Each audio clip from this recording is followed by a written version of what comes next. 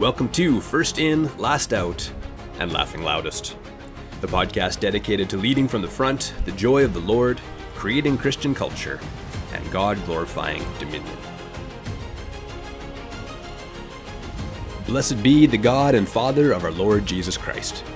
According to His great mercy, He has caused us to be born again to a living hope through the resurrection of Jesus Christ from the dead, to an inheritance that is imperishable, undefiled, and unfading, kept in heaven for you, who by God's power are being guarded through faith for a salvation ready to be revealed in the last time. In this you rejoice. 1 Peter 1, verses 3 to 6a. Well, welcome to the First In, Last Out, and Laughing Loudest podcast. I am your host, Pastor Riley Taves with Grace Covenant Church in Altona. We're going to start off today's episode by focusing in on the joy of the Lord. Those of you who know me or who have followed me or read my blog for any period of time will likely know that this has been a major theme in my life and ministry, joy in the Lord. Now, one particular enemy of joy is anxiety. If we're going to be seeking to battle for joy, that will inevitably require us to be battling at times against anxiety. Now, I've found in my own life that anxiety tends to function like a false prophet. Very often, it will start to make predictions to us about a future that we fear, right? You start to feel this sense of dread, this sense of worry about something that your anxiety is telling you is likely to come to pass. And in this way, anxiety actually is very often proven to be a false prophet. It is a false prophet because quite frequently, the thing that you are fearing, the thing your anxiety is getting you all worked up about, never happens, right? It never actually comes to pass. Something else happens and, by next week, you may not even remember what it was you were worried about. But there are times in life where things don't go away that easily. The thing that we feared does come to pass. But even in this, I have found it is almost never as bad as your anxiety had made it out to be. Right? When you're in the moment, when you're facing anxiety, the emotion is like dread, just this utter despair. Right? If you could give words to what your emotions are saying, that would be it. Like there is no hope for your future. It will just be darkness and despair. All right, that would be the message of anxiety. And so I find anxiety to be a form of emotional time travel. I like that line, emotional time travel. Anxiety pulls negative emotion, it pulls despair, pain, and heartbreak from a hypothetical future, and then tries to make you experience that pain in the present. And if not the pain itself, then at the very least the fear of that pain, of that despair, of that heartbreak, that it fills you with worry about that situation. So it's emotional time travel, pulling negative emotion from a hypothetical future into your present and making you feel the effects of that. Now, one effective strategy I found is to call out anxiety as a false prophet, right? Start telling your anxiety, your predictions suck, by the way. You never get it right, right? If you were a prophet, by Old Testament standards, we ought to stone you now, right? What do you do with a prophet who prophesies in the name of the Lord and their prophecies, their predictions don't come to pass, right? Well, that's the death penalty for false prophets. So then, why do I keep listening to you? Why do I keep taking your predictions seriously? You would never get it right. Your predictions almost never come to pass. And even when they do, even when the bad thing does happen, it's never as bad as you made it out to be. Now, why can we be confident that it won't be as bad as our anxiety makes it out to be? Well, that's exactly where future grace comes in. The book from John Piper we talked about in the last episode. The fact is, God goes with us. His mercies are new every morning. So let's say that you do end up in that hypothetical worst case scenario. If you do have to taste some bitter, dark providence, and yes, I do know there are serious ones. There's very serious pain. There's very serious tragedy that strikes in this life. But one thing to remind ourselves is that even there, God is going to be with us, right? It will be okay eventually. God grants us the grace we need even in that circumstance. He grants us the grace we need to make it through that day, and he has fresh grace waiting for us the next morning and the morning after that and the morning after that. We need to remember that God's grace is this ever-arriving stream that never runs out. So we can tell this to our anxieties. Even if the bad thing happens that you're predicting, even if it comes to pass, life will not be as bleak permanently as you are trying to lead me to believe, you false prophet, you. So that'd be number one. Answer the prophecies, the false prophecies. Call out your anxiety as a false prophet. Preach to yourself some of these things. And then turn to the opposite of anxiety. If we could swing the pendulum to the opposite extreme, I think we'd find the answer there to be hope, right? What's at the very opposite end of the spectrum from anxiety? The answer is hope, right? Anxiety is bleakness. It is telling you there is no hope. And so obviously the opposite of no hope is hope. And I found that hope functions in much the same way that anxiety does, in the sense that it can be like emotional time travel. I think that's what I'm going to call this segment, emotional time travel.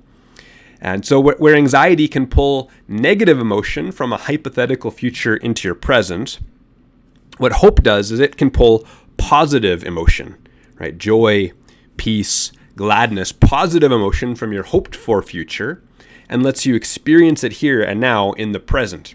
And so what I mean by emotional time travel is that simply through hope, you can taste some of the goodness of things that have not even happened yet. But now there's one extremely different way, one major way that Christian hope is different from anxiety. And that is, if you place your hope in the promises of God, right, the things that God himself has guaranteed to you, hope will never turn out to be a false prophet. So where anxiety makes many predictions of despair that most of the time don't come to fruition, if instead you are placing your hope in the rock-solid covenant promises of God, your hope will never put you to shame. Right? You look at the things that Christ himself has purchased for us, the promises of God that have been sealed by the fact that he has given us his own Holy Spirit. He's keeping us, he's preserving us. These promises of God, and I'm specifically thinking here about promises of eternal life, promises about the life to come. If we are hoping in those, if we are lifting our minds to things that are above, not things that are on earth, and drawing positive emotion from that, that is not a hope that will ever be put to shame, right? This is rooted in the rock-solid promises of God. And so where anxiety frequently is a false prophet, if your hope is in the promises of God, your hope will never be a false prophet. Now, where anxiety frequently overestimates the horribleness of your future, right, how bad things will be, the future for every Christian, in contrast, will be better than anything that you could have possibly hoped for. You see how it's like this opposite, this photo-negative image of anxiety. Hope is like making a withdrawal from your heavenly bank account of joy. You can have some of that joy right now through hope. And the wonderful thing about that bank account is that it's bottomless. It is an infinite account. Making withdrawals now will not result in an empty bank account when you arrive. Right? It's not a zero-sum game where more of it now means less of it later. This is a bottomless, infinite bank account of joy. And through hope, you can make a withdrawal here and now and experience some of that joy in the present. Now, in order to do this practically, Colossians 3:2, we need to learn to set our minds on things that are above, not on things that are on earth. Christians need to meditate upon the life to come. We need to think on these things, to lift our minds away from the troubles of our lives, to stop thinking about our anxieties and our worries, and live in hope, to think on what God has promised, what he's going to bring to pass for us. And so I'm convinced that Christians who never ever think about the life to come are neglecting a very, very important tool that God has given to us that is meant to be in our toolbox in this battle for joy.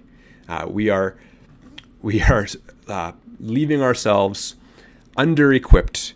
We are never, you can imagine a carpenter who just never ever used a screwdriver, right? In any circumstance, he found some other way of getting the job done with other tools. And it's like, man, you would make life easier on yourself if you would just use this tool that is here for you. Same thing. God has given us so many different tools in our toolbox, and we ought to use them. And this is a very, very significant one in fighting for joy. We can pull that positive emotion from our, not just our hypothetical future, but from our promised future, our guaranteed future, and experience it now in the present. So I would encourage you, use this, meditate on the life to come, battle anxiety, battle for joy in God through this practice of emotional time travel of hope. Let it function as God intends and bring you the joy and gladness that awaits you in the Lord's presence into your present here and now. Meditate, think on these things, grow in hope.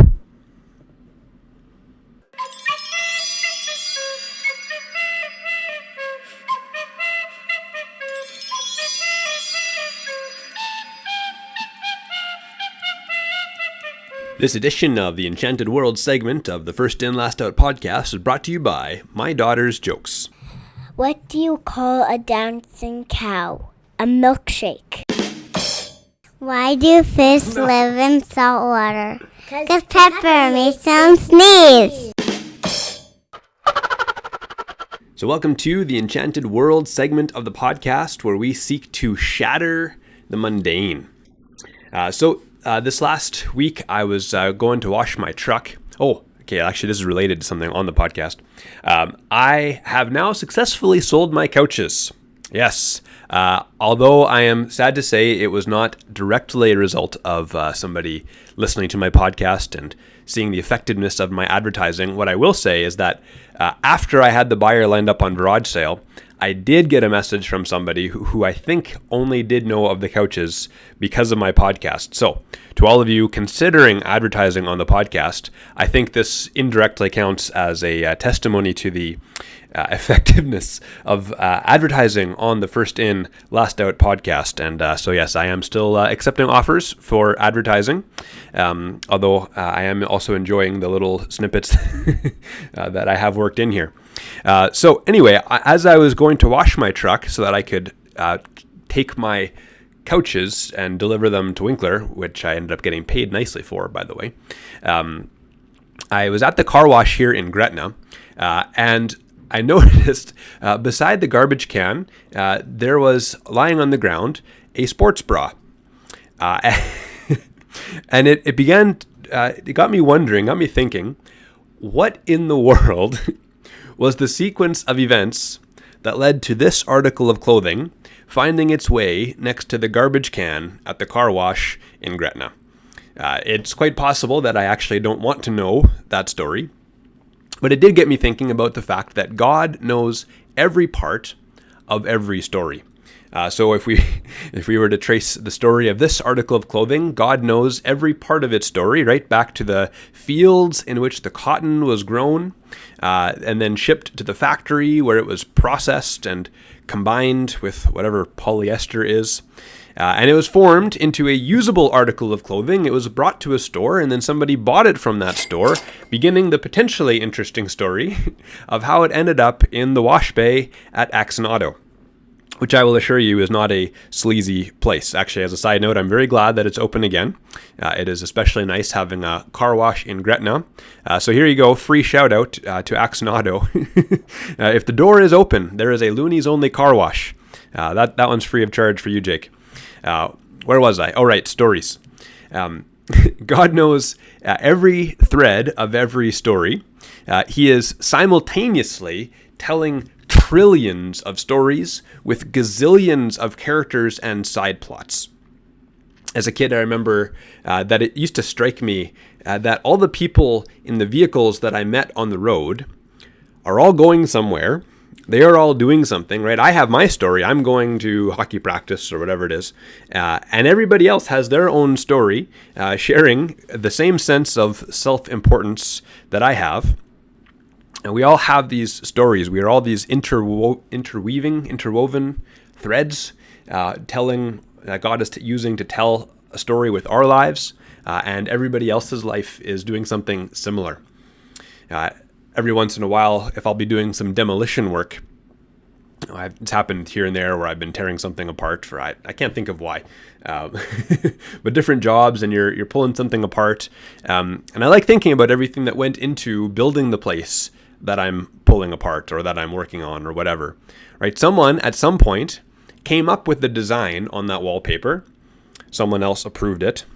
Someone else was involved in manufacturing it, and then someone purchased it and went to the effort of putting it up in this home that we are now tearing apart.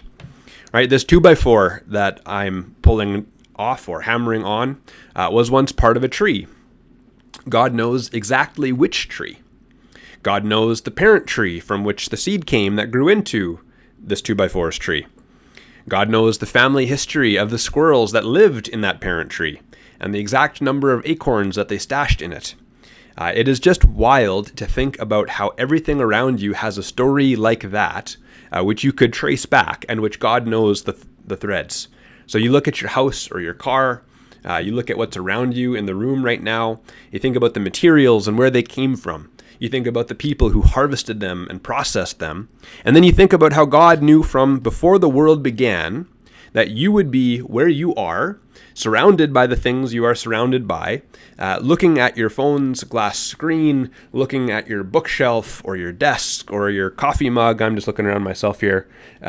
And God knew where all those materials would come from, who would process all of them, and that all of them would be combined and be brought to the exact location where they are now surrounding you in this moment. God knew, as you look at your phone's glass screen made from sand taken from a particular beach, God knew which grains of sand would be put into the glass case or whatever it's called, your screen, your glass screen on your iPhone. Okay, I don't know much about making glass, but the point is God does. You think J.R.R. Tolkien is sometimes praised for his ability to tell stories using numerous interwoven threads that all come together in the end to tell one story. Lord of the Rings is masterful in this regard. Well, if Tolkien's a master, what do you say of God? Right? God is doing that only on a scale that we cannot begin to fathom. God knows every thread of every story he's telling in this world, and wonder of wonders, all these threads are actually forming one amazing tapestry that we will one day be able to look upon and see that everything was deliberate, right? Nothing was by accident. God, Isaiah 46, 9 and 10, is the one who declared the end from the beginning, and from ancient times things not yet done, saying, "My counsel will stand, and I will accomplish all my purpose." Right? Every one of those threads was deliberate and was serving God's glory and our good. If I could go, I think it's called going meta on you, kind of going Inception, right? Go a few levels down or break the fourth wall or whatever. If you have just been encouraged or awestruck by this thought right now, that God knows all these things, what I would mention to you now is that God even knew that the result of my noticing the sports bra at the car wash would be you being encouraged in that moment, in this moment. Perhaps that was even the purpose. Crazy to think about. So trace the threads. Next time something starts to seem ordinary or mundane, just think about the path that all the things in your life have taken to get to where they are, and that God is working in and through them and is tracing every single thread of every character in his story. I hope your mundane has been sufficiently shattered.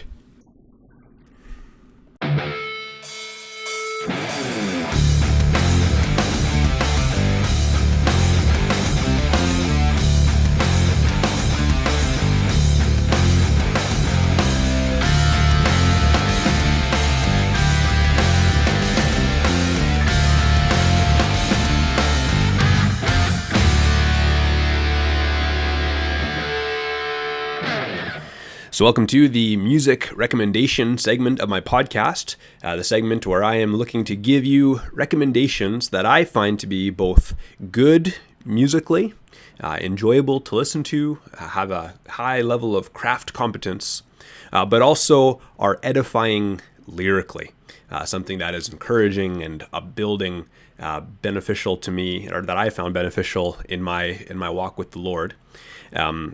Now, one thing you may not know about me is that I am a musician. My first love is drums. I fell in love with the drum set when I was maybe around grade 5 or so. We were visiting some family friends, and they had a drum set in the basement.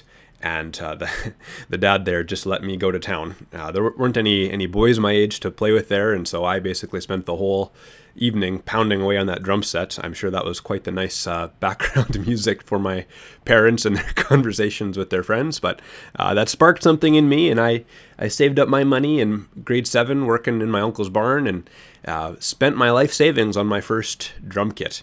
And I have loved it ever since. I've even played in a couple heavy metal bands. And so our recommendation today is going to be in the heavier end of the spectrum when it comes to music. I've given some fairly easy listening suggestions so far. This one's going to be a little bit more aggressive sounding. Before I get to that, I want to address this question. There are some people who will claim that any kind of rock music or heavy music at all is inherently sinful. Now, nobody's complained to me about my intro to this segment, which is a little bit more on that aggressive side.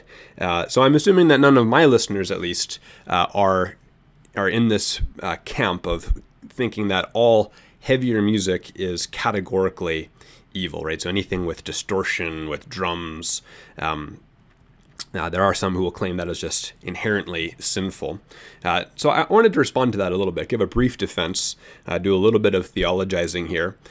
My conviction is that evil is not in the stuff, right? So as we look at creation, as we look at the things God has made, I believe God owns everything. I believe Jesus owns everything. You look at Colossians 2, all things were created, or Colossians 1 rather, all things were created through him and for him. And so there's nothing in the world that you can find, I don't think, that has evil in it, right? As if evil were the substance that could get on stuff, and then you pick up that rock and, oh shoot, that was an evil rock. Or you smack these two rocks together and, oh shoot, that was an evil sound. Now you're guilty for having done something, used something evil. So I look at music in this category, and I don't think that there's any sound, any combination of frequencies or sequence of notes that you could play that are inherently evil. I don't believe that's the case. And I think this comes down to your definition of evil, right? How do you understand what evil actually is? And I would define evil as that which is displeasing to God, that which is against his nature and character.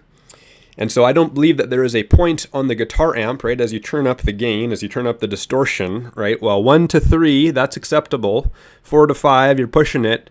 You go up to 6, 7, 8, 9, 10, and now you have crossed the line into the evil tone, the evil guitar tone. I don't think there's a point where, as you turn up the gain or distortion, that the tone now becomes inherently sinful, and anything you do with that is evil in itself.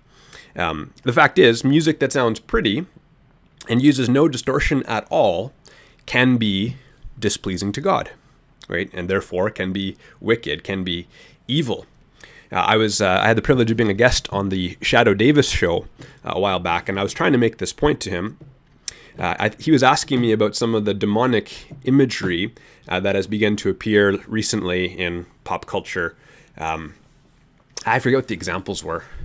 There was some kind of musician who had some satanic imagery at some awards show or something like that. And I'd seen other types like this. I mentioned the rapper who made his 666 edition of his shoes and claimed he had a drop of human blood in every shoe, which is obviously an evil thing to do. I would not suggest anybody buys those shoes. And Shadow is asking me if I thought there was demonic influence in the music industry that is making a rise, that is on the rise. And I don't think he quite understood the point I tried to make. I was trying to explain that, you don't actually need to see overt demonic imagery, people dressed up in devil costumes, in order to know that there has been demonic influence in music, right? If you just look at rather the direction, the kind of influence, our enemies are the world, the flesh, and the devil. Satan and his angels are active in trying to rebel against God and pull people into sin and rebellion. And so I think you can turn on the country music station and hear demonic influence, right? I think you can turn on absolutely, the rock station and find demonic influence. You can turn on the pop music station and find a lot of demonic influence, right? As there is rebellion against God that is being celebrated in these songs. So just first off, to acknowledge, yes, music can be sinful. You can, I believe that God himself is not honored, that God in fact is displeased by an awful lot of the music that is out there. I believe as well that it influences us, what we take in. What we take in does have an impact on us.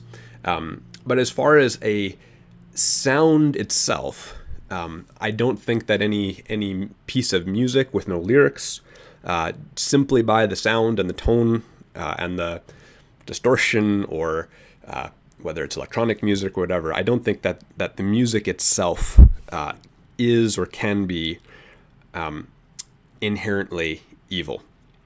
I think everything has to do with your intention and what you're desiring to do with it. Now, again, that being said, I'll add another caveat here. I do think certain types of music is very powerful. It's very evocative. It produces certain moods in us. And I do think we do need to be careful of what kind of what effect music is having on us, right? So, for example, even if you got into some like Christian hip hop that is very aggressive sounding, I think even if it's edifying lyrics, if you stopped and listened to it, the net result of listening to it for a long time could be perhaps increased aggression. I think you want to watch yourself and how you're responding to things. Same thing with some of the heavier music, right? If it starts to sound a little bit darker, if you're getting into some of this kind of thing, I think it can have a negative impact on us. And I think it's wise if we will watch ourselves and look for the kind of the way that we're being directed. But anyway, with all of those caveats out of the way, I still hold heavy metal holds a dear place in my heart, and I have found lots and lots of heavier music that I found to be very edifying. And so the one I'm going to show you today is, I think, particularly appropriate given that we are coming up on the end of October here. And so this is a song called Nailed by the band Theocracy, and this is a song about the Reformation. So give this a listen.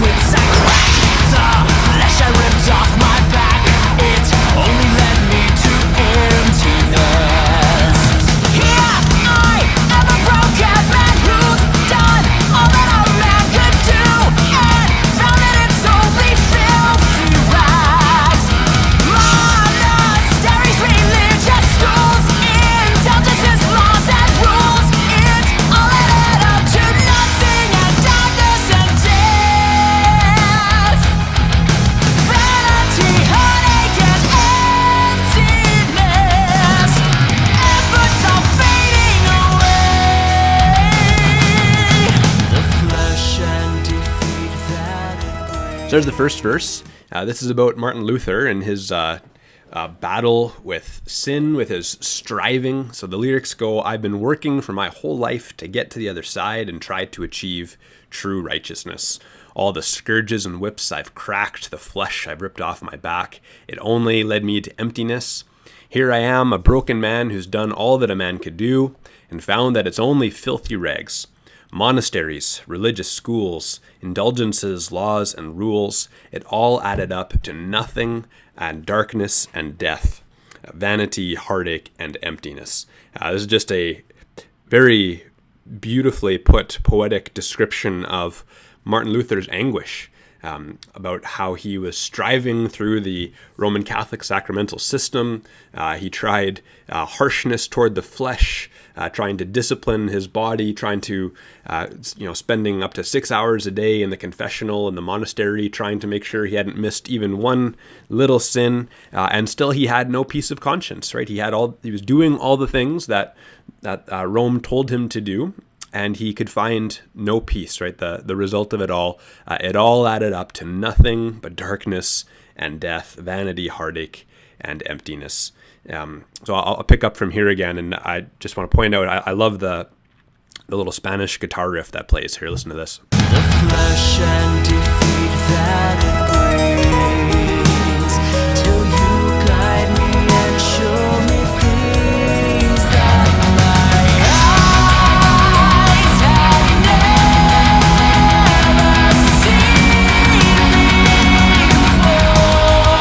never seen before. As I burst forth from the belly of the beast,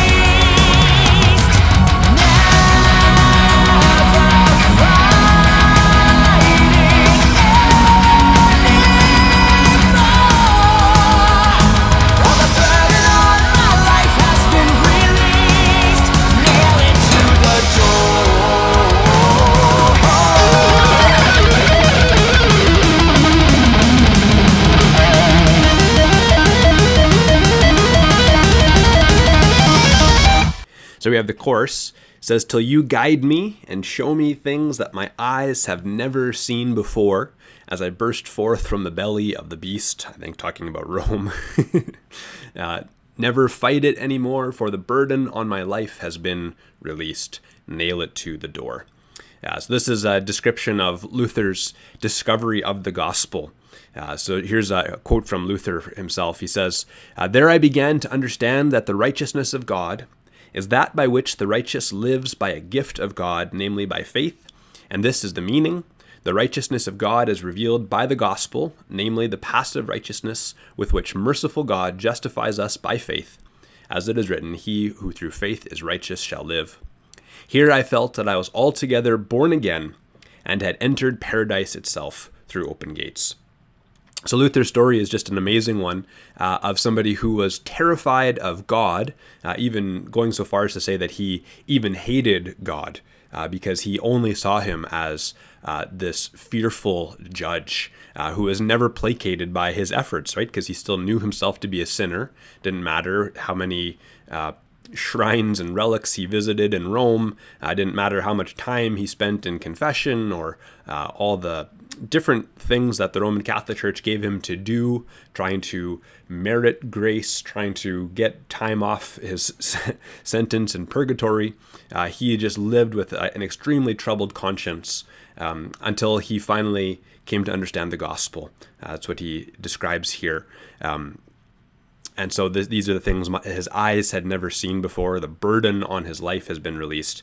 And then it says, nail it to the door. Now, I'm not going to fault Theocracy for this. They're writing a song. They're saying this in an artistic way. But it makes it sound as if Luther had his Reformation insights that he was then nailing to the door when he posted his 95 Theses. The fact is, with those theses, the thought was not nearly so developed yet at that point. If you go and read the theses and you're expecting them to be this grand statement of Reformed theology, that's not what you're going to find. They basically all have to do with what Luther saw as the abuse of the indulgences. He was still very much in favor of indulgences at the time, but he was concerned that the preaching of Johann Tetzel and the way that indulgences were being used at that time was going to be undermining the doctrine of repentance. That is going to give people false confidence, right? They were, they didn't even have to repent or confess. Money was good enough, and Tetzel was making these grand claims about the efficacy of his indulgences. So what Luther actually nailed to the door was not quite the fullness of his gospel insights, but it is a song, and they're artistically describing things here, and I still think they do a good job. Nailed these 95 things I've learned. They'll say that I must be burned, for God has no place for heretics. All the things that they try to sell, it's trickery straight from hell to turn it into a den of thieves. See these madmen peddling the wares of dead men's souls, collecting on a debt already paid so long ago. There's fire in my spirit and fire in their eyes, for now they want to burn me alive. Yet freedom rings. Unworthiness is all I breathe. The blood of Christ is all I claim. This grace revealed everything that my eyes had never seen before. As I burst forth from the belly of the beast, never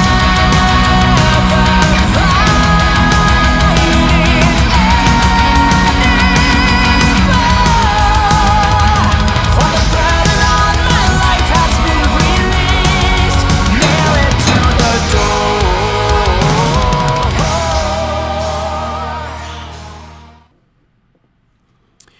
So verse 2 here, nailed these 95 things I've learned. They'll say that I must be burned, for God has no place for heretics. Well, that's exactly what happened almost immediately. Luther published his theses. They were printed off and distributed. His criticism of the sale of indulgences, and particularly the abuses of Johann Tetzel.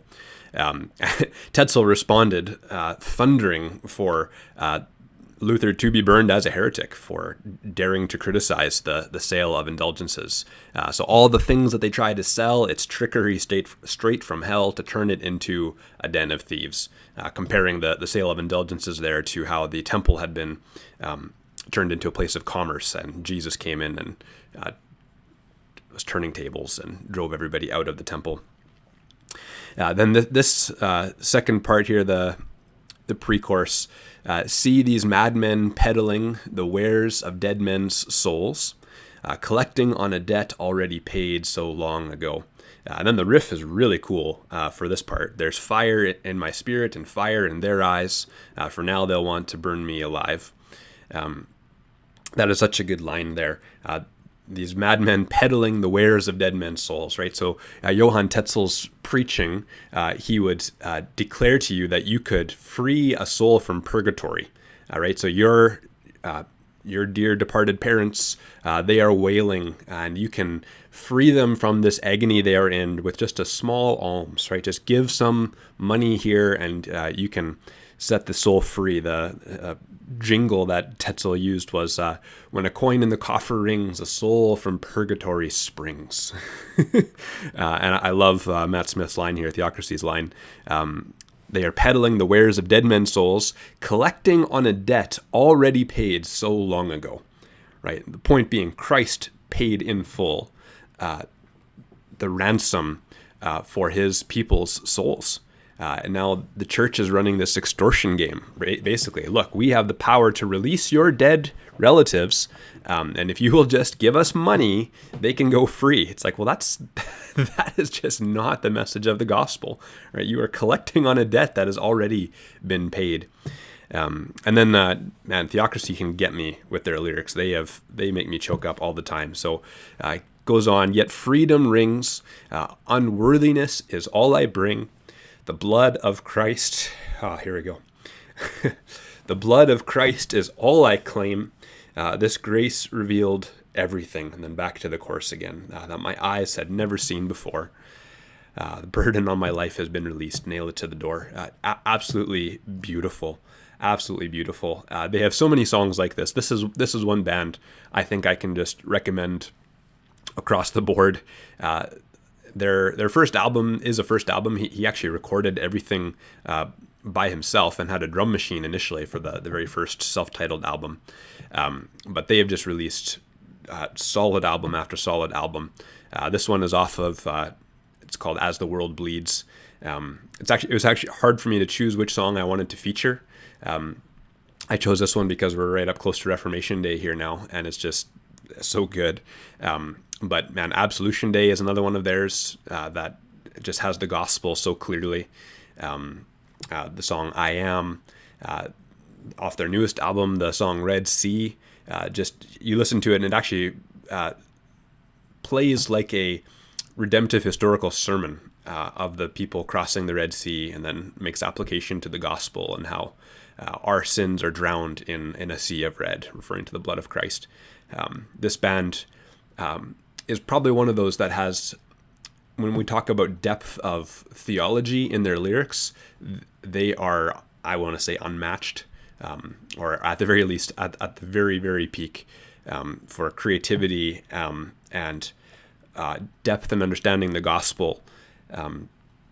They have just been such a blessing, and I love their music. This is great stuff to listen to while you're working out in the gym or driving in the car. And then if you actually stop and listen to what they're saying, it can just bring you to tears over the beauty of the gospel. So check out Theocracy. Check out Nailed. Go find them on a legitimate streaming platform, or buy it on iTunes. Support the band in some way if you can. Once again, to YouTube, I say this is fair use. I'm reviewing and commenting, and I'm actually recommending people to go and buy the music. So I can't think of any reason why the artists would not want me doing this kind of thing. So there's my music recommendation, and thank you again for joining me. This has been the First In, Last Out, Laughing Loudest podcast, and we'll see you again next time.